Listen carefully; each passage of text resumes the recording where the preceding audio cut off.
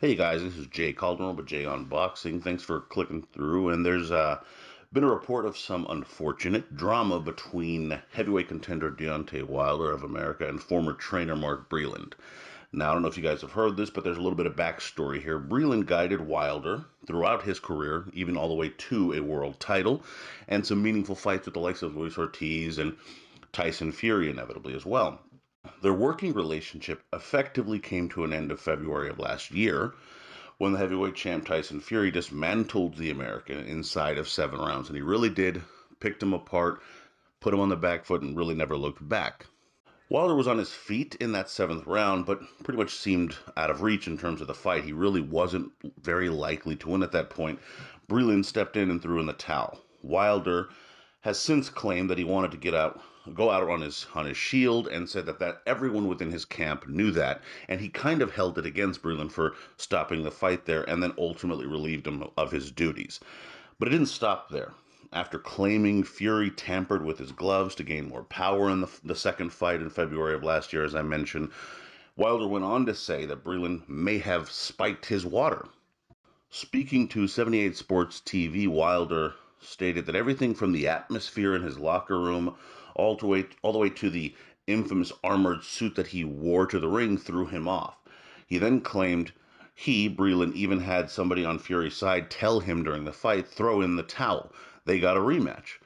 And I believe Breland was part of it. And even more so, I think he's got something to do with my water being spiked, which he mentioned earlier in the interview. He claimed he also had strong sources to support that claim. Now, in an interview with the Fight Is Right podcast, Breland has effectively fired back and defended himself, but has also gone a bit further and has sort of compounded the personal nature of what this tiff and this war is becoming between the two. He was asked about, his thoughts basically on Wilder at this point, and he effectively said his career's done. So I'm done and he's done. One thing you all say is he's got a lot of power, and that's all. Only got power, and we'll see how far that takes him. That's all I'm going to say. But it wasn't all he was going to say. He said a lot more than that, as a matter of fact. He said he didn't train, he didn't hit the speed bag, the punching bag, he didn't jump ropes. He also said he couldn't jab, and also claimed the only meaningful fight he ever won was the Luis Ortiz fight that he had in his career a little bit prior to those Tyson Fury matchups as well. Reaction to this has been a little bit mixed, to be fair. Some seem to be siding with Breland, saying that, hey, at the end of the day, Wilder initially made this personal. Breland is simply responding.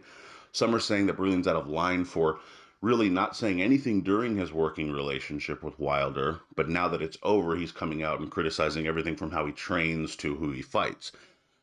For me, it might be a bit petty, but I get it.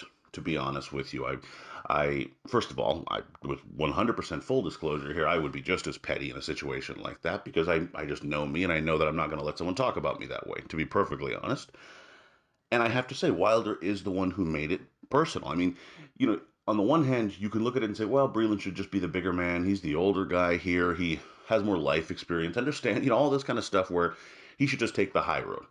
But to me, being someone who takes the high road and turns the other cheek and all of this sort of stuff, so, that's only a virtue if the situation calls for it.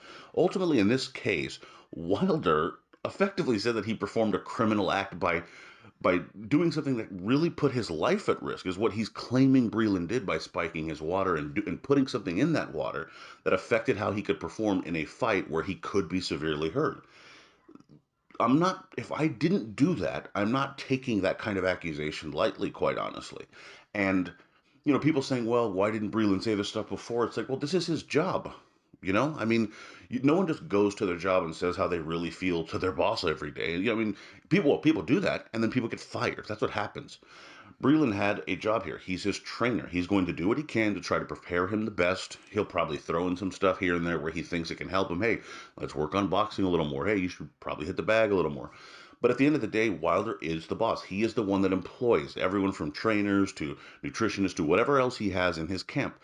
Breland can make suggestions, and that's it. He's paid to do the job of training Wilder as best he can. That's what he does.